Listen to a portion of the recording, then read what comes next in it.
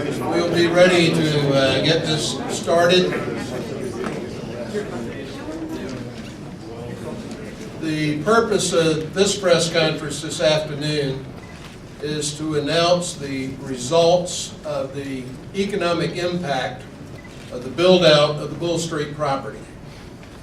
Dr. Harry Miley was retained by the Chamber several months ago to do this, but I will introduce him shortly. Before we start that, I would like to introduce the man who is the reason we are here. This agreement had floated around back and forth for a very long time between City Hall and Bob Hughes. And if it were not for the personal intervention of the mayor, who took control of the process to move it along, we would not be standing here today. And probably the project would not be on schedule with the approval of the agreement by the council to move forward. And that's very important because July 31 is when Bob Hughes' agreement to purchase the property, or his option, expires. And I don't think he had any desire to ask for another extension. And from what I hear, I'm not sure the state of South Carolina would have granted it. And that would be a real tragedy for the city, and quite frankly, for the property and the buildings that will now be preserved under this agreement. So at this time, it's my pleasure to introduce the Mayor of the City of Columbia, Steve Benjamin. Let me tell you what.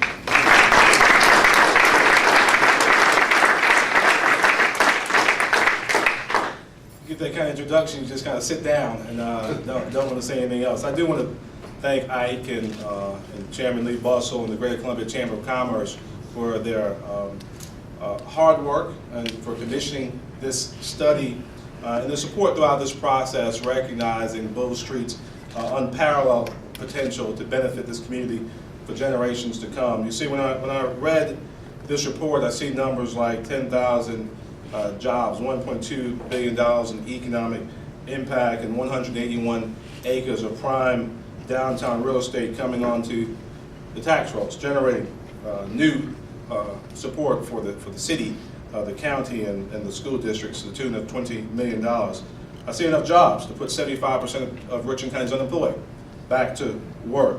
Combined with those jobs already unavailable, we can drop the unemployment rate precipitously in this community. You think about that for 1 second. Imagine the potential of 1% unemployment in Richland County. If you're looking for proof of this city, this council's commitment to economic development, this is it. If you're looking for a reason to bring your investment downtown, this is it. If you're looking for a sign that says Columbia, South Carolina is open for business, this is it. If you want to see the big picture, you'll see that in Columbia, South Carolina, we dream big dreams, and we'll work hard every single day to make those dreams a reality when we work together. We're very proud of these steps forward, and glad to be here today with the Greater Columbia Chamber of Commerce. Thank you.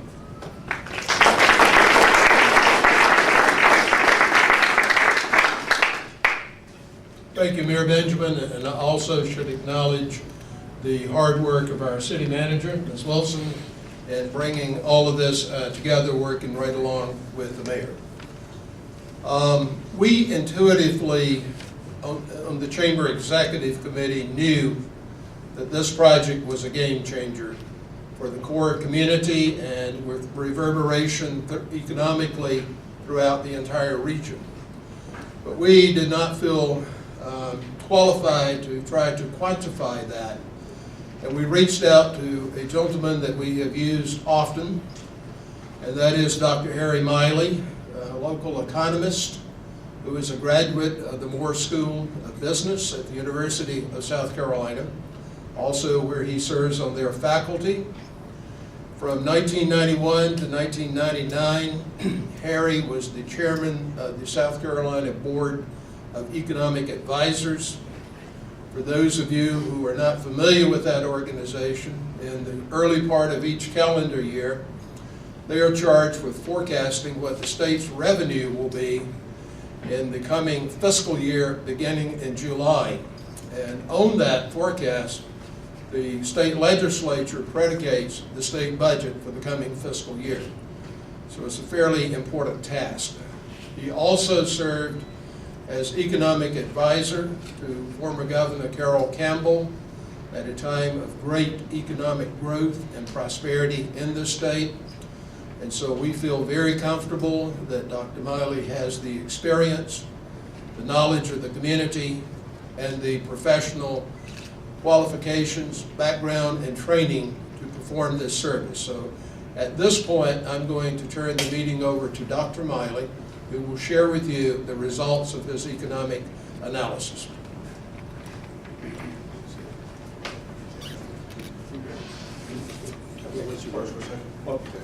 Well, thank you, Ike, Mayor. I've been told that I can't move from the podium because we're recording this and we're streaming it live, and that's like tying my hand behind my back and it's making me be a one-handed economist. Please bear with me as I struggle to stand here in one place. I like to walk around. I appreciate the Chambers contacting me and asking me to be involved. This is an exciting project. It has tremendous impacts on the city, on the region. It's one of the, I think, one of the most exciting things, and I'm afraid that I really don't have anything else to say. I think the mayor and Ike stole all my thunder in terms of the job announcements and all those things. But I will go through a brief presentation of the report. I believe it's in your press packets, and I think it'll be online soon, and so you'll be able to review it at leisure. It's always nice to have anyone come listen to an economist. I don't find that happen very often. So you must be here to listen to the mayor and Ike and others. And I don't have a pointer, but I have a gracious assistant, Charlotte, is going to help me here. So our timing may be a little bit off, but I'll go ahead and get started. And if you have any questions, I'll take those at the end if we have time, I assume. First of all, what did I do? I took the preliminary plan. Obviously, it's the city and Hughes Development will work that out ultimately through it's a 130-page development agreement. But based on Hughes Development's plan right now in terms of what the build-out would look like, I took those estimates of the capital investment by Hughes Development and estimated the job creation, the income creation, the infrastructure investment, the tax revenues, and estimated that as the build-out. Now, Hughes assumes a 20-year build-out. It's a pretty long build-out, but given the market, that may be faster, it may be slower, but in our assumption, we took 20 years. The first table is, this is the planned land use of his development at this time. Roughly 3,000 square feet of residential development. It's about 3,500 units, different mixes of units, apartments, single family, multifamily, townhomes, etc. Live and work type places.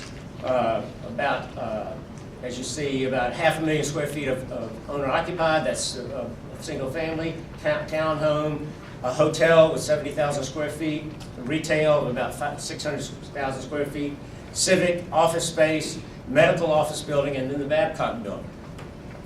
The about 5.5 million square feet of development on the 180 acres. Okay.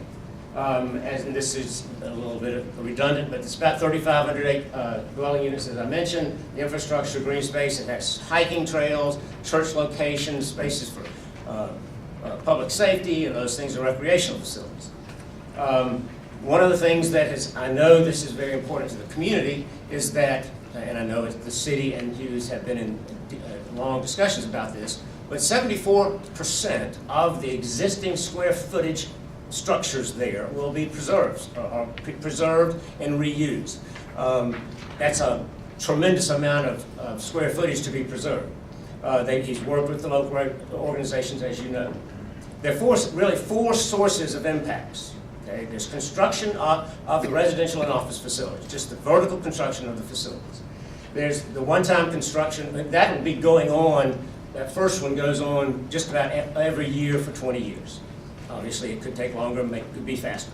The one-time construction of the hotel and civic facilities, the infrastructure construction, again, will be over this period of time, it'll probably be lumpy. That is, they'll have a whole lot of infrastructure investment for 2 or 3 or 4 years, may not have any for a while, then a few more years go by and more infrastructure investment. And then the permanent employment in the businesses. Again, remember there's about 1,000,007 square feet of office, retail, and medical office facilities, and there's going to be a lot of job creation, a lot of job opportunities there on the property. All right. So this is the boring part, and I'm sorry this is as big as I could make these slides, but what we've done in the report is identified the impacts from those different components. That is, what are the impacts of the infrastructure construction? What are the impacts of developing the hotel? What are the impacts of building the residential and development? And so what we've done is outline those throughout the report, and you can go through those more carefully there. And I'll just flip through those quickly. The hotel and civic construction, the next one is the infrastructure construction, and the employment at build-out is about 10,000, 6,100 direct jobs, and of course, as any economic impact evaluates, there's a multiplier there. And if you're not familiar with multipliers, it's just the interaction of the economy. When one person spends money, okay, it's income to the recipient, wherever they spend that.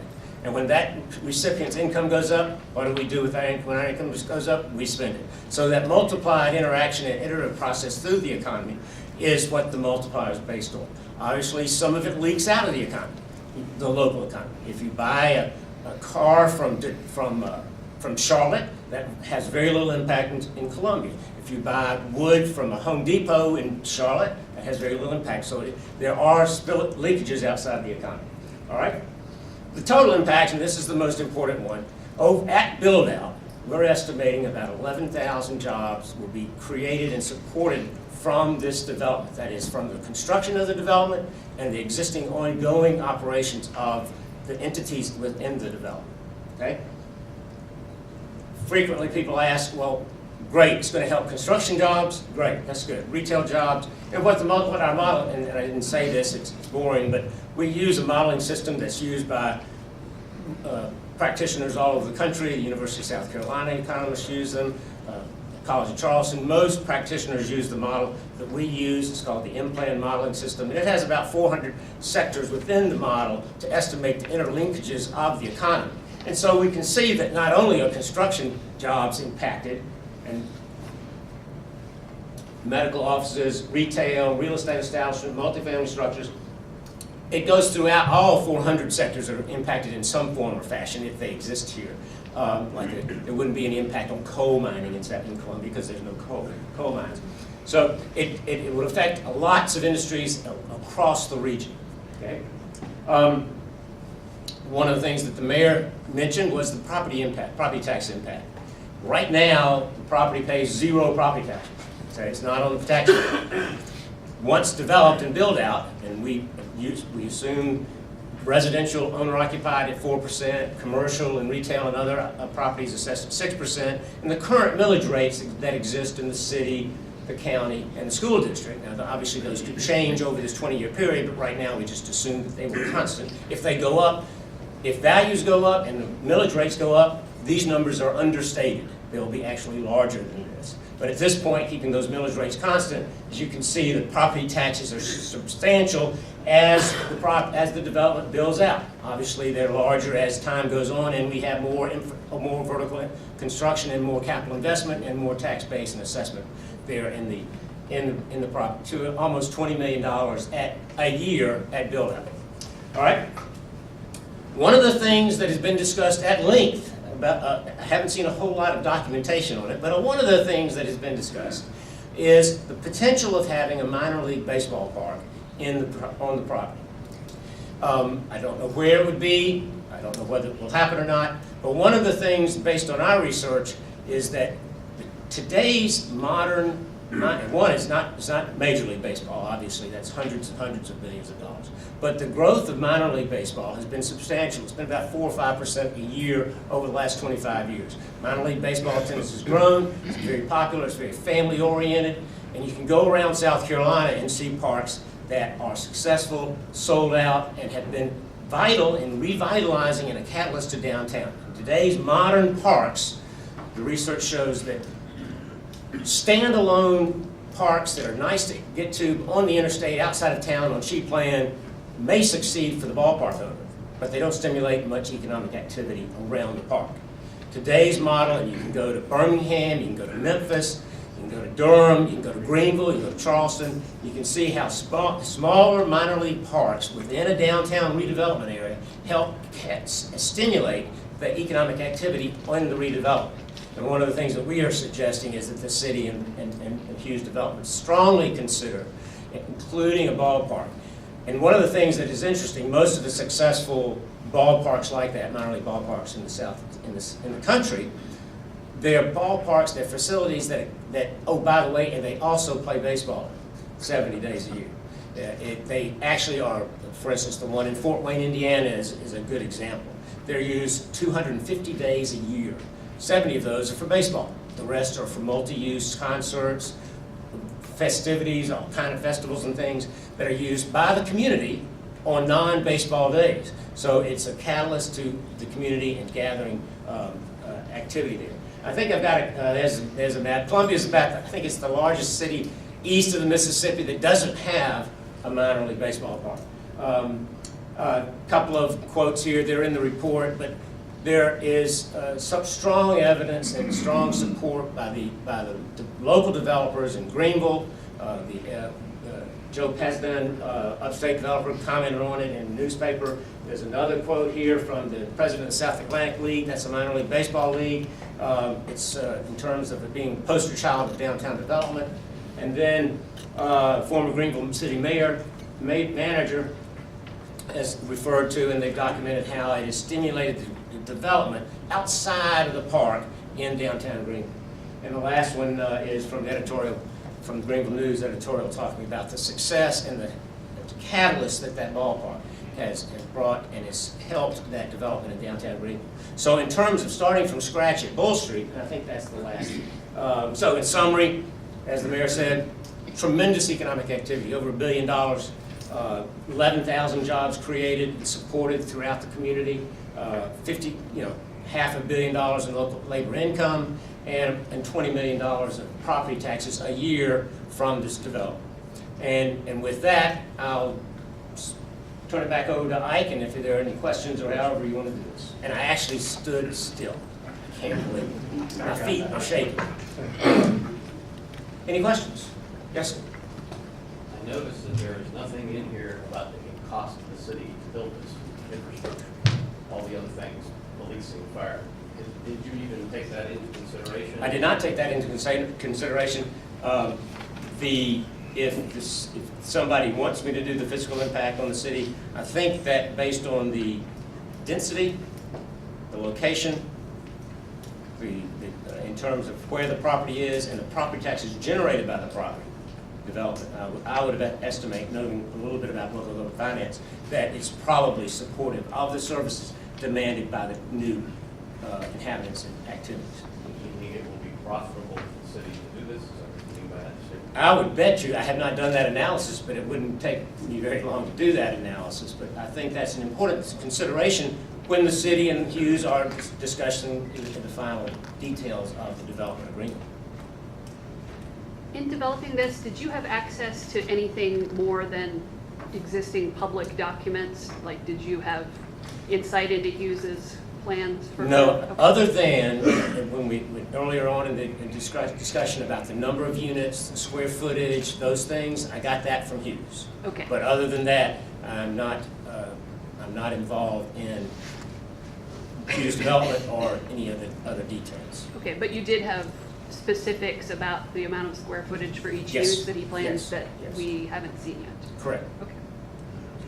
I noticed that there's nothing on here about nonprofit space. Is that what you call it, civic space? That's what I'm calling civic space. I'm not sure about the details on nonprofit space. I mean, as if there's a This- hospital and then satellite hospital, if there's doctor's offices that are funded through a hospital, which are taken off the tax bill, is that reflected anywhere on it? No, I'm assuming the square footage that I identified as property taxable property, not nonprofit. Now I believe there is areas and space made available for churches, and the development agreement, I've been told, I haven't read it, it's 130 pages, and I would imagine that it addresses issues like that. 40. Oh, 40 pages. That would cause with Cliff Wright. It's 40 pages. Okay. Well, it has attachments.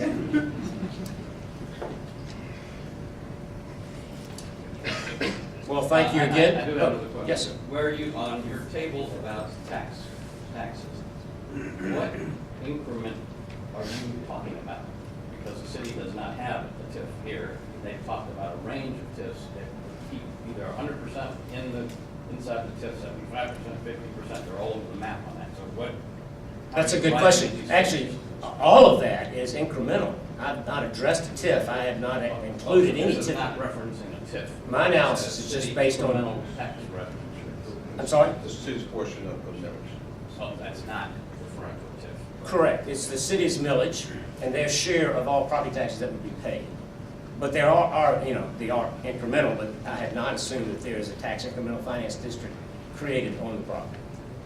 And when Hughes gave you these figures, how current are these figures? This is more detailed than the public knows about what's going in there.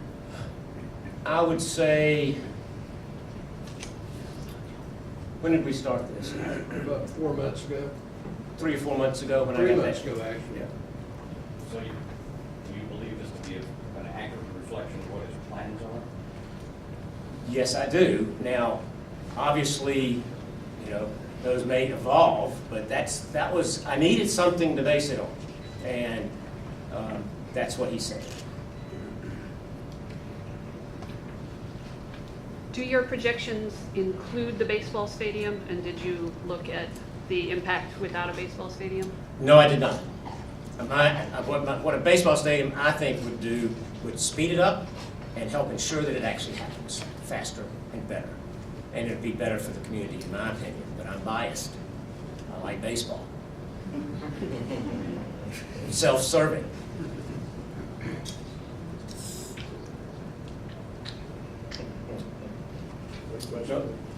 Yes. I'm George McLeese. I'm a lawyer here in Columbia, and I'm here only because I went to law school, and Bob Hughes was a classmate of mine.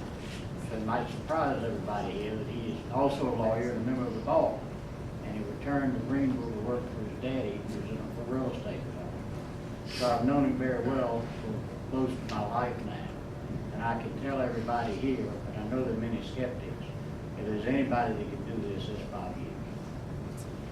And you can trust his word. Well, I have heard that same type of comment quite a bit from people in Greenville and around the southeast. Obviously, the city and Hughes will have to negotiate the agreement, but like you say, I think that if he undertakes it, he'll do it. He'll do it. He'll make it happen. Yes, sir. Thank you. I believe that's it. Well, thank you. Thank you. Thank you. Our next speaker will be Tom Felder, who is the president, CEO of South Carolina Community Bank, and who also chairs our small business roundtable here at the Chamber. Thank you, Ike. Good afternoon. The small business, the Small and Minority Business Council really is an advisory council that continues to advise the Chamber and the Chamber leadership under an umbrella of issues that concerns the small and minority business community as it relates to growth, development, and other strategies throughout this region. The long-awaited Bull Street Development Agreement that spells out Columbia's public investment in the Bull Street neighborhood has recently been released, creating over $1 billion in annual economic impact, millions of dollars, as you just heard, in additional revenues, and thousands of new jobs. This, again, as Ike mentioned, is a game changer for the city of Columbia, primarily because it allows the city and the developer to phase this development in over a period of several years. Full build-out, as it was mentioned, is reported is expected to take place over the next 20 up to 20 years. To us, this gives our small and minority businesses ample time to make adjustments to the changing dynamics of this project, so that they can plan accordingly and in anticipation of receiving some of this work and some of this business. This business segment, that is the small and minority business segment, this project is very important to them as well. Let me tell you, it's not just that the Columbia Chamber is a newcomer to supporting projects like this and job creation. I think if you'll go all the way back to the redevelopment of the Vista, I think you'll see the Columbia Chamber standing side by side with our elected officials at that point in time on the county, the school board, and the city. And I think we all know today the success of the Vista TIF. Yet, as Ike said, there are other projects that we have supported and will continue to support. Main Street revitalization is very much tied to and accelerated by the Bull Street project. Vista and its ability to translate and to transform to a knowledge economy. Again, we believe that this project will help to accelerate that project. And lastly, a project that we're working on, we're the last city of our size to have a riverfront the size of ours that's never been developed. So you look at those 4 projects all at one time and you say, can we do it? Now, I'm gonna do a shout out for our mayor right now, because I'm gonna tell you, there are 100 cities in this country right now, and I just made that number up, so don't ask me where they are. But there's 100 cities that have a bold plan for creating jobs and moving the city forward. And there's a handful of them that have actually taken the actions to do that. And I believe today with this support and the announcement and the votes that are going to take place, Mr. Mayor, that we're now taking the action to actually make that bold vision a bold success. So we're proud to be a part of it. We're going to do what we can to make it happen. We're going to monitor it. We want it to be successful, but we also want to make sure that when people say we're going to do something, that they do it. And we have the confidence in their ability to do that. Thank you.